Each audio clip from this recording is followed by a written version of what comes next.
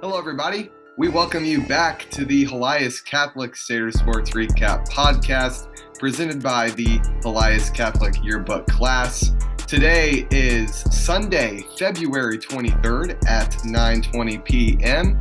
And once again, I am graciously joined by Senior Manager of the Elias Catholic basketball team, Charlie Blanton. Hello, Podcast Austin. Thank you for having me back once again. It's going to be a great talk we got going on today.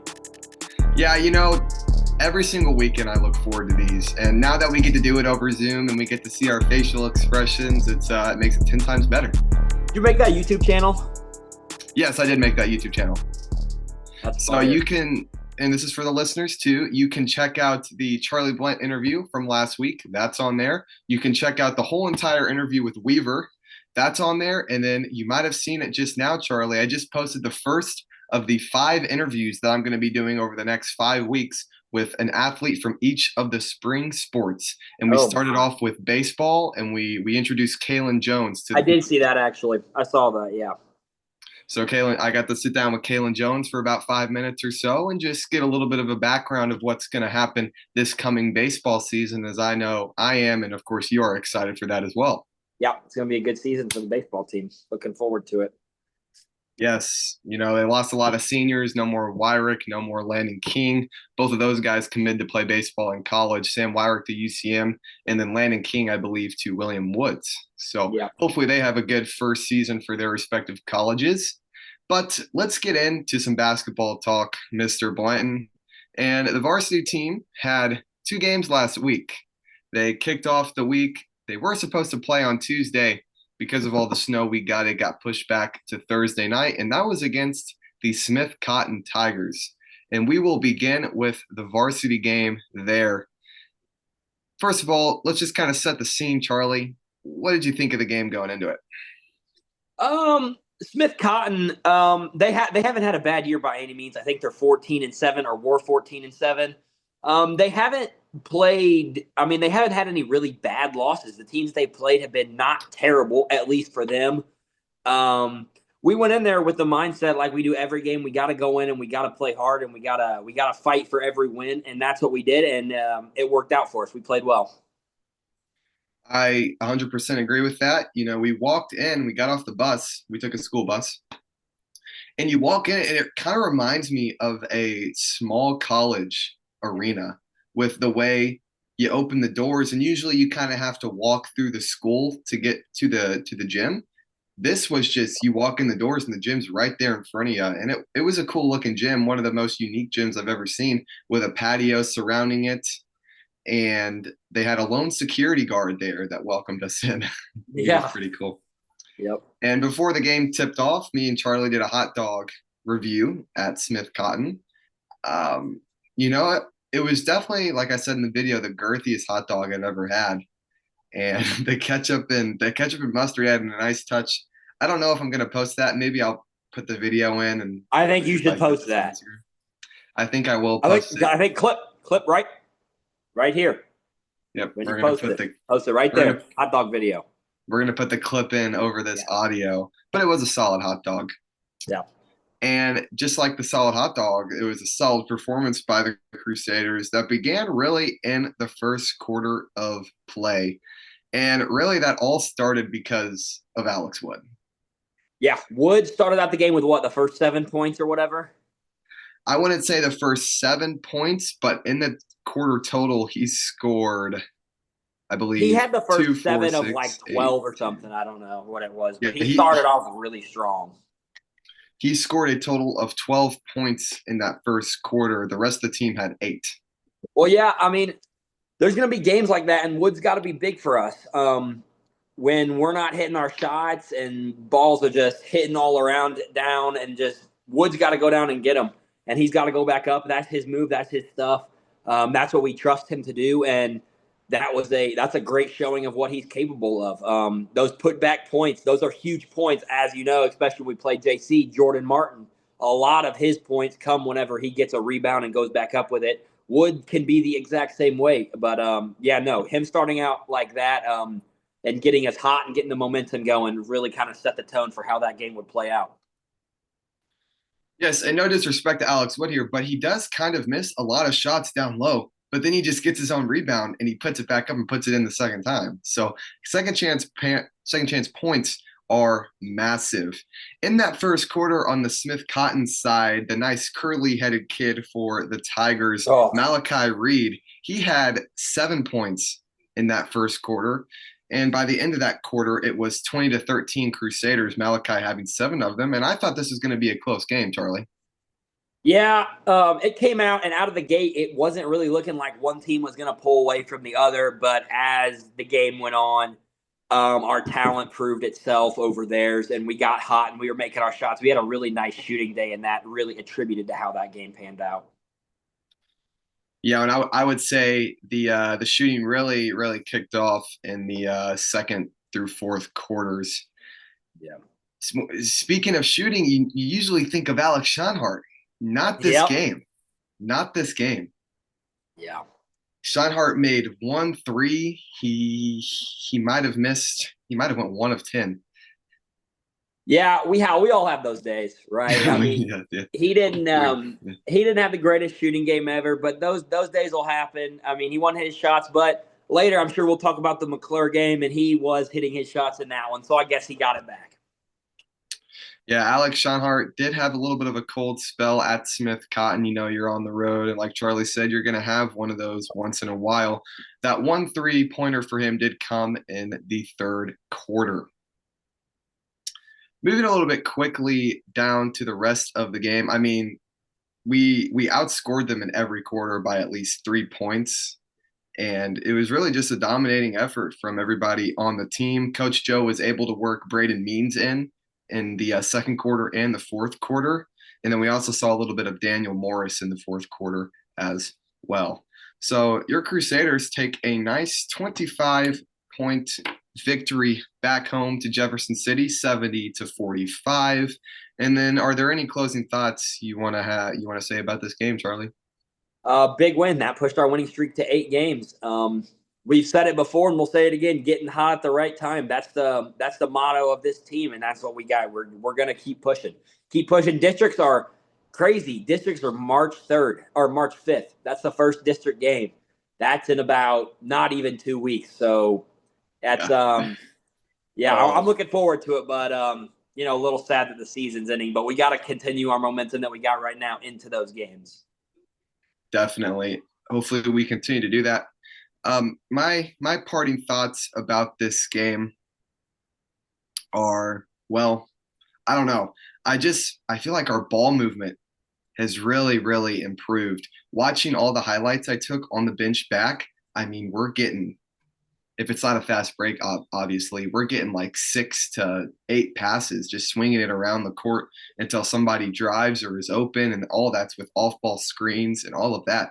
And that's all stuff Coach Joe, I'm sure, loves seeing, which it's effort. The team chemistry, yeah, that's a big thing. As you know, as a big sports fan, team chemistry has a lot to do with that. Early on, we got some new guys in our system this year that weren't necessarily here last year. Some guys that have come up through the rankings didn't have all these minutes last year. They're all trying to figure each other out and find a way to play through each other and to get each other good looks. And that's really starting to click right now. And that's something that wasn't clicking early. And that's why we're starting to see these big shots go in and these big wins is because we're all starting to figure out our strengths and weaknesses as a team. Definitely. Well said. So, like I said, Elias wins 70-45 against the Tigers. They have an off day on Friday. I believe they had practice Friday after school, correct? We did have practice Friday after school. And they travel down to St. Louis, McClure High School. And what time did the bus leave for that one, Charlie? Bus left at 9 a.m. 9:45 a.m. I had to get up at 9 a.m. and I wasn't happy about it. Well, I'm sure you got a nice nap on the bus, right? I did get a nice nap on the bus. Coach Joe thought it was funny how much I slept on the bus ride up and the bus ride down. He said he's never seen somebody sleep so much on a bus. But that's me. I love to sleep and I love to eat, and we got canes on that bus ride back too, so that was Did nice. you guys got canes? We get Wow. canes, and I stole a piece of toast. Well, when I say the final score later, it's probably deserving. Yeah, Yeah. no, we Yeah, we got some good food, and like I said, John Wansing from JV, he didn't ride back with the team, and Jordan Sykes rode with Alex Schonhardt's mom. So that was something, and so I got their toast. That was Why lovely. exact? Why exactly did Jordan Sykes ride home with Alex's mom?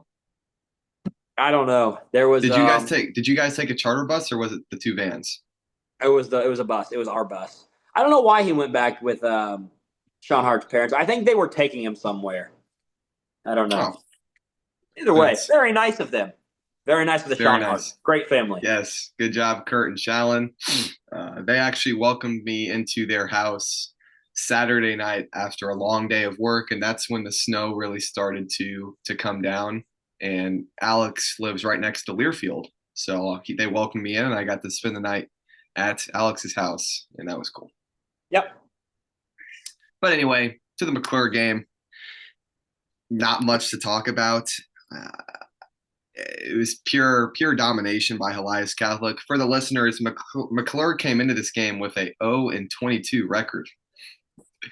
They have not won a game all season long. And as I'm watching this stream on Huddle, by the way, I was texting back and forth with Charlie. If anybody else was watching the Huddle live stream, Charlie kept on waving at the camera. Me and Coach Eddie. Coach Eddie was waving too. He hit the. So Yep. that's cool. So yeah, Coach, both the Blantons were waving at me, and I texted Charlie. I was like, "Why are these warm-ups taking forever for the varsity game?" And I want the breakdown from this.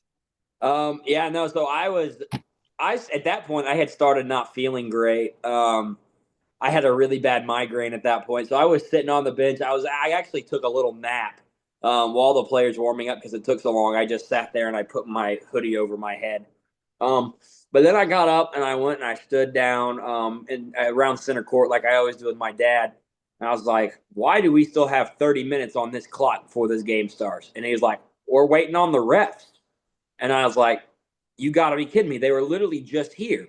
And he's like, "I don't know." And so we're looking, and then one of them finally showed up with about 12 minutes till tip off. And then he disappeared again. I don't even know where he went. The other one didn't show up till right at game time. So, you know, we were supposed to start at 3, and we wound up starting at like 2:45. So I guess you can't really complain about that. But, we would have liked to have gotten out of there a little earlier. Game could have gone a little faster, but you do what you can.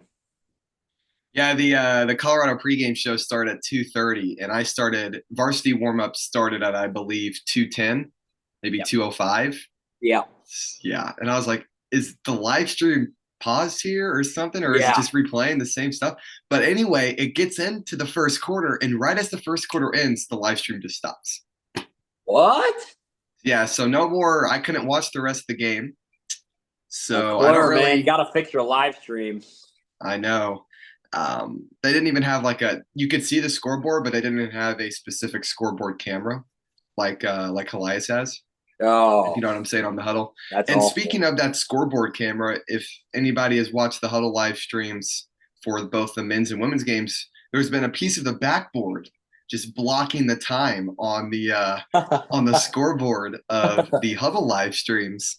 And Mr. Klingman finally fixed it, or somebody did, so it's no longer blocking that. So for anybody that has been waiting for that to be fixed, it has finally been fixed. Yeah. Great. But Thank you, yeah, Mr. Klingman, for our live stream viewers.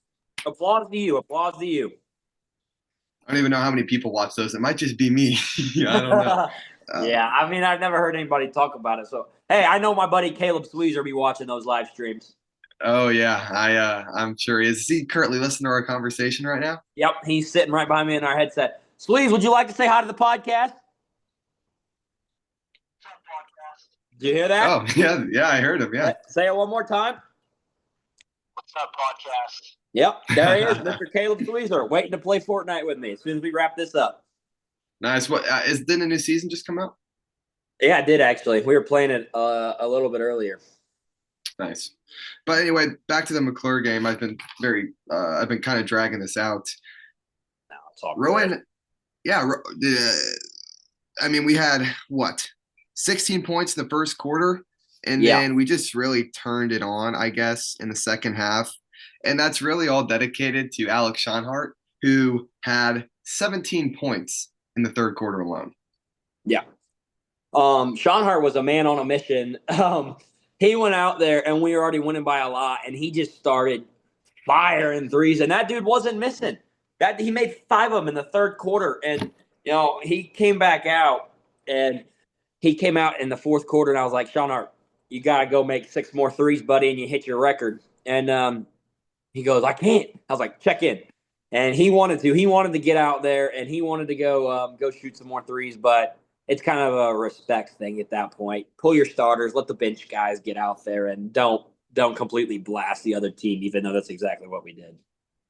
Definitely. I'm looking at the stat sheet that you sent me here. It's the quarter plays is kind of cut off, but I do see Jace Kirchner got into the game. Did Julian Hooper get into the game? They both did. Yeah, Julian had a really nice pass actually. He could have made a layup, but he drove. He got the ball. He ripped, drove baseline, jumped, and then passed it over the dude's head to Daniel in the corner. It was either Daniel or Braden. I don't know. I don't know if he made or missed the three, but no, my dad told him he should have shot it because his varsity. But it was a great pass. Julian's really unselfish player, and that goes a long way in a basketball program like Elias. We talk about filling roles, and one day I can see Julian Hooper filling Austin Weaver's role, and then I can see Austin Weaver next year filling Sam Lopez's role once they've moved on from Crusader basketball. Going back to Braden Means, he finished with 7 points, 2 3-pointers, going 1 for 2 from the line. I always love seeing Braden Means getting some points on the board. Braden Means, he's a fun guy to be around, isn't he? Love Yeah, you, Braden, if you're listening. No, we love he Braden. We definitely love is to it. see him get out there, and we love to see him get out there and hustle, and he does that. He wants to play, and when he gets in, he makes the most of it. It's really great to see from him. Yeah, Braden Means is like every team has that one fan favorite player. Like, a while back on the was the Bulls? No, what team was Caruso on? No, yeah, it was the Bulls. Or it was the Lakers, excuse me. Was it the Lakers? Yeah, it was the Lakers, and then he went to the Bulls, and he was a fan favorite on Mm-hmm. the Bulls. I don't even know where he's at now. He might still be Or the like Bulls. Taco Fall on the Celtics. He's one of those Oh, fan gosh. favorite guys. Whatever happened to him? Whatever happened to Taco? He's either in a European league or he's in the G League. One of those two. Aw. Yeah. I think Taco could come play for the Crusaders. Uh-huh. Oh man. That'd be pretty good. That would be a pretty good duo with Alex Wood. Be like that dude from Father Tolton a few years back. I don't know if you remember him. He was huge. I did. Really? Yeah. The Crusaders in the game finish with 11 3-point makes. Quick math here. Shout out Mrs. Brimmer. That is 33 points off of 3-point shots. They went 8 of 11 from the free throw line, and kind of a weird, fun statistic here. In both games, Smith Cotton and McClure, the Crusaders each went 8 of 11 from the free throw line. Oh, I guess you know what they say. Free throws win games. Just kidding. I don't think anybody's ever said that, but I did, so. And you want to hear something weirder? Yeah.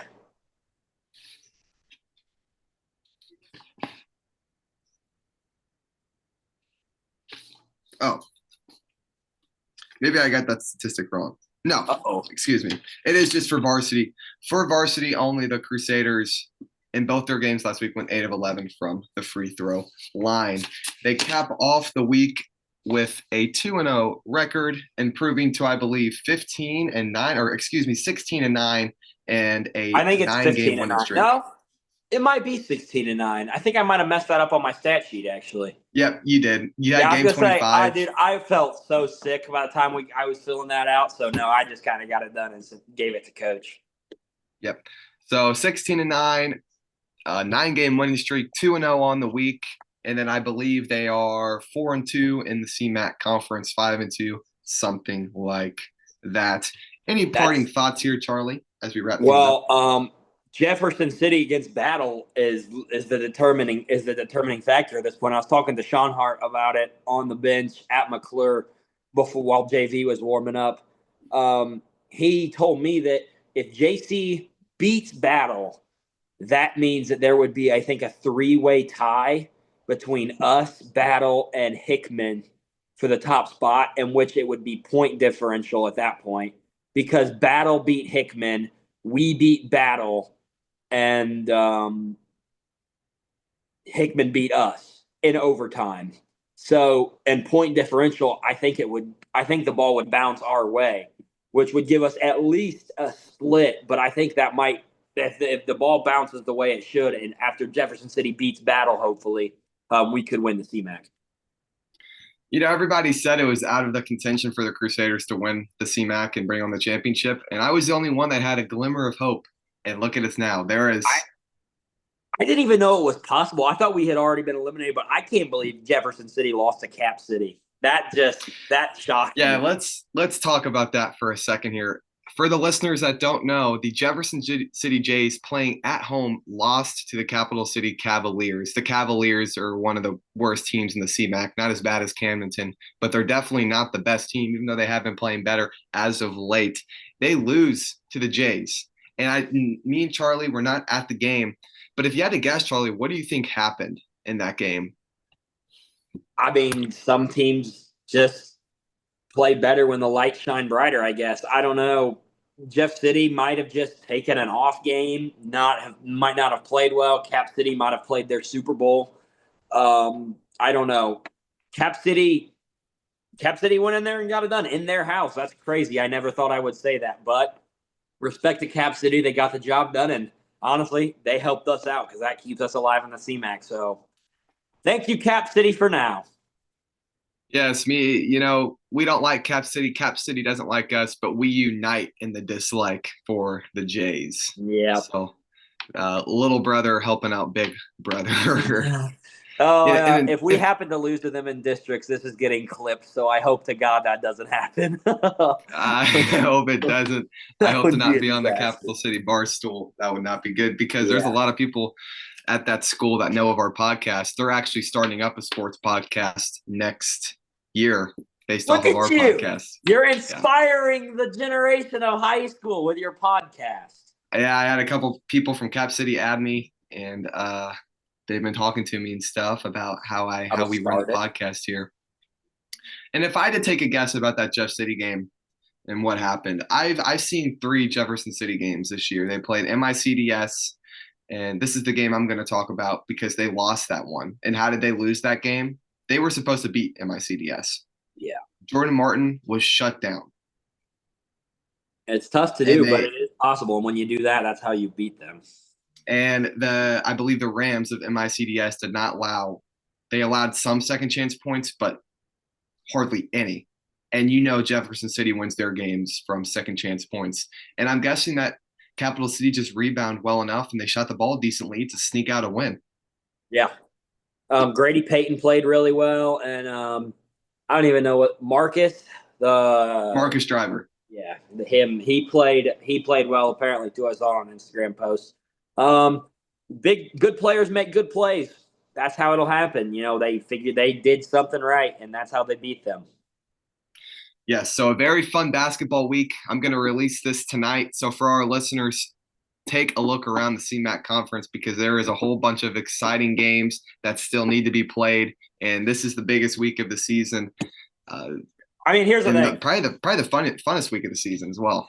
Playoffs pretty much start this week. There's no game.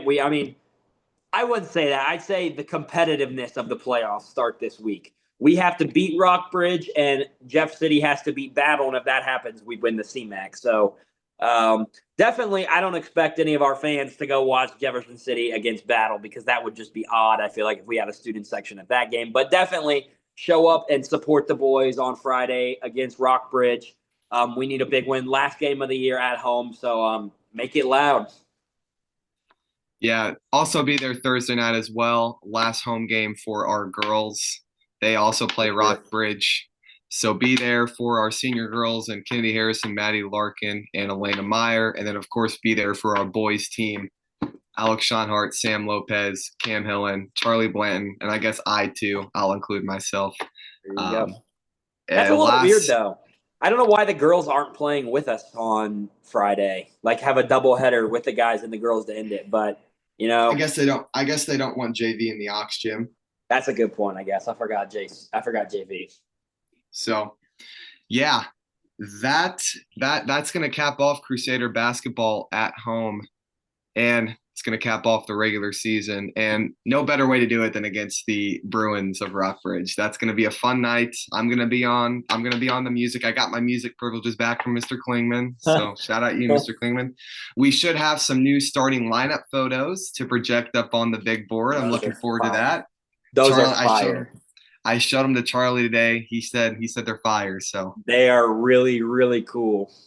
Everybody's going to love them. They're awesome. You did a really nice job with that.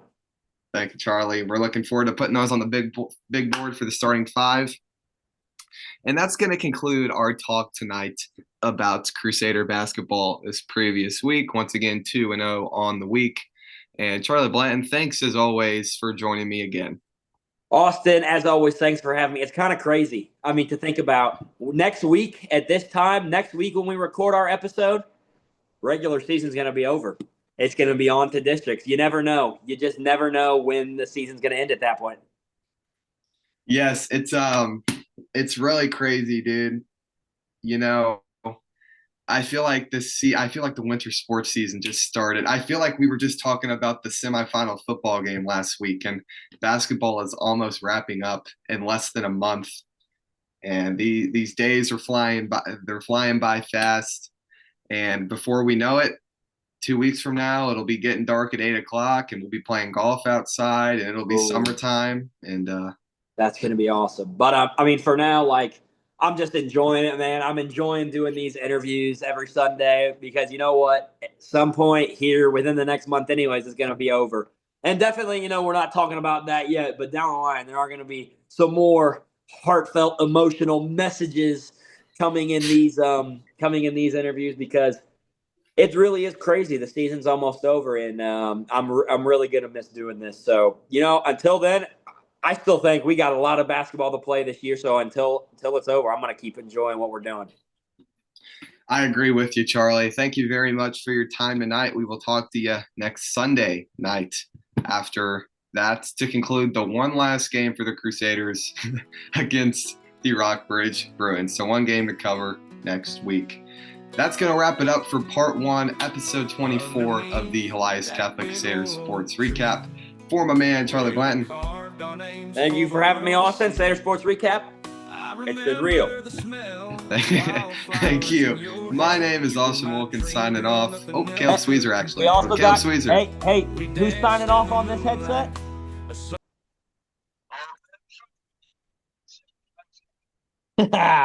All right, thank you, Sweezer. Thank you, Sweezer. I don't think I understood it. My name is Austin Walken, signing off for the night.